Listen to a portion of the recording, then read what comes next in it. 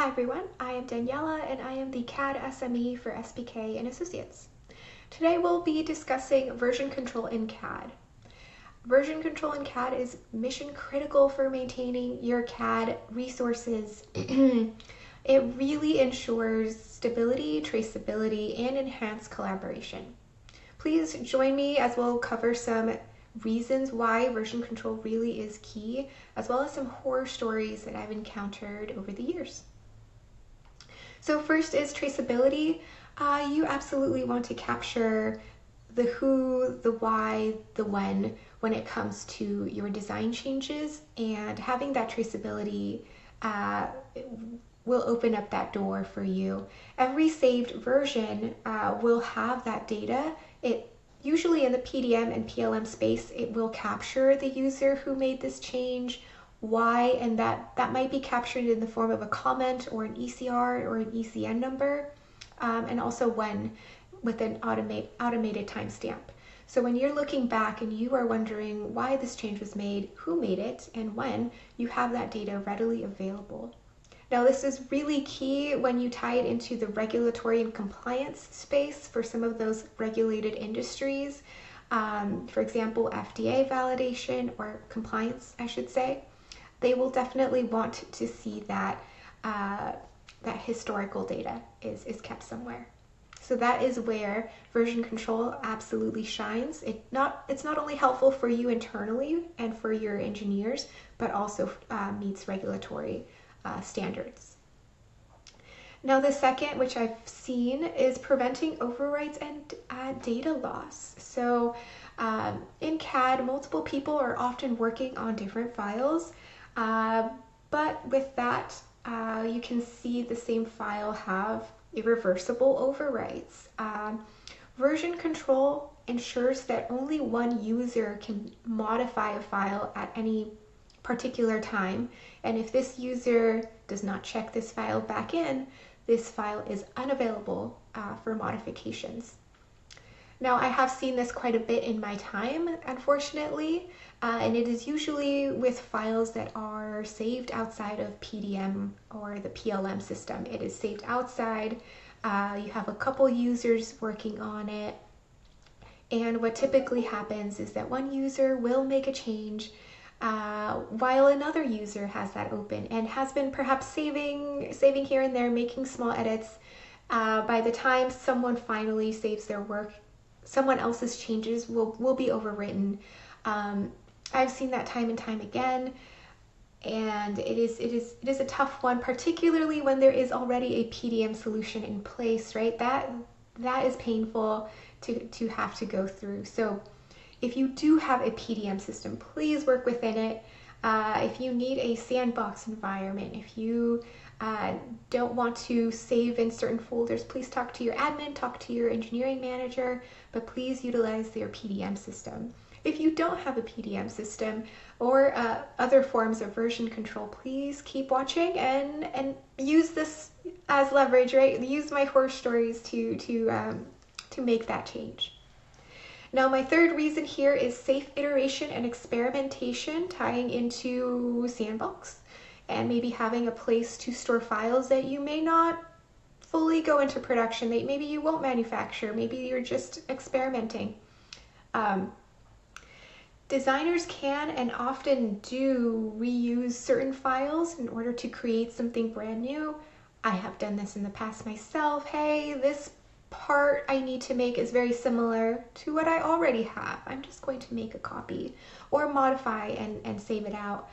The thing here is I've seen this become, oops, I clicked save rather than save as, and now I've modified this part that is in production. Yep, this is where having that version control would be extremely helpful, because you can roll back if you need to remove that version and go back to the correct version in production. And you also have some tools at your disposal. I know SolidWorks PDM offers a copy tree where you can create a copy of an assembly, and this will stand alone. You can rename it, you have your copy to experiment with, and production is kept separate and not modified. You also have Pack and Go. So you have some more tools at your disposal, and especially that rollback, which I don't advocate using very often, but in cases where it's accidental and you don't need this version, that is a tool that is available for you. Now, team collaboration, this is a great one. How do you make sure your engineers and doc control, your reviewers, your stakeholders, your manufacturing partners are working with the correct version of the file? I have seen this happen as well of, hey, this engineer made a change, they modified it locally on their computer, sent it off to their manufacturer, and they're off for vacation, right? They're out of office. Someone else steps in to modify that work. Hey, they don't have access to this engineer's computer.